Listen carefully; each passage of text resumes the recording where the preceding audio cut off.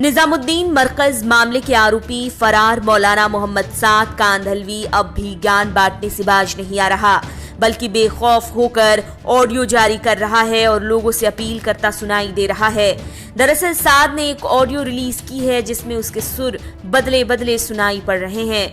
जी हां, कोरोना के संक्रमण के बाद भी मौलाना साद पर जमातियों को भारी संख्या में इकट्ठा करने का आरोप है। वही तबलीगी जमाती जो अब देश के लिए सर का दर्द बने हुए हैं और देश के अलग अलग राज्यों में छिपे हुए हैं, लेकिन अब मौलाना साद के सुर में कुछ ऐसा बदलाव हुआ है कि कोई सोच भी नहीं सकता कि यही मौलाना साद मरकज मामले का आरोपी है। साद के सामने आए एक और नए ऑडियो में वो लोगों से रमजान में लॉकडाउन न तोड़ने की अपील करता सुनाई दे रहा है।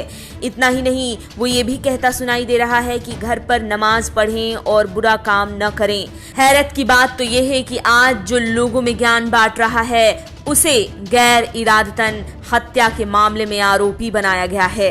तबलीगी जमात का मुखिया साद संदेश देते सुनाई दे रहा है कि लोगों से अनुरोध है कि वे प्रशासन का सहयोग करें। उसने कहा कि इस बीमारी का इलाज जरूरी है, इसके लिए जांच भी कराएं। उसने कहा लोग बुरा काम न करें, न करने दें। ये तो साद का कोई पहला ऑडियो नहीं है, बल्कि इससे पहले भी साद ने एक और ऑडियो जारी किया था। आपको बता दें कि साद के जारी किए पहले के ऑडियो में उसने कहा था कि आपके पास सब्र होना जरूरी है, सब्र के साथ आप अपनी परेशानियों का उपाय पा सकते हैं। जानकारी दे दें कि तबलीगी जमात में कार्यक्रम का आयोजन करवाने वाले मौलाना साद के साथ ही उसके साथियों पर गैर इरादतन हत्या का मामला दर्ज है। वहीं विदेश से आए जमातियों के खिलाफ लुकआउट सर्कुलर जारी हो चुका है।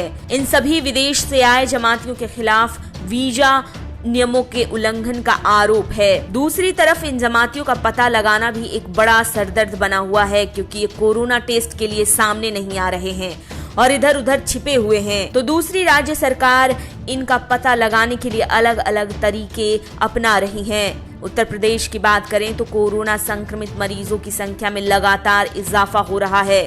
यहाँ पॉजिटिव मरीजों की संख्या 1000 के पार हो गई है और 17 लोगों की मौत हो गई है। इन मामलों में 55% के करीब निजामुद्दीन मरकज के मामले हैं। हर दिन आ रहे नए केस में बड़ी संख्या तबलीगी जमात में शामिल हुए लोगों की ही है। ऐसी स्थिति से निपटने के लिए यूपी सरकार ने इन तबलीगी के जमातियों पर शिकंजा कसना शुरू कर दिया है। कानपुर पुलिस ने इन जमातियों के छिपे होने की खबर देने वालों को 1000 रुपए इनाम के तौर पर देने की घोषणा की है। देखने वाली बात यह होगी कि जब मौलाना साद इस तरह के मामले में आरोपी बनाया गया है तो फिर उसके इस नए ऑडियो को लेकर क्या समझा जाए। क्या मौलाना अपने ऊपर लगे दाग को इन ज्ञानों से धोना चाहता है? देखना ये भी होगा कि आगे इस मौलाना साद का क्या होता है।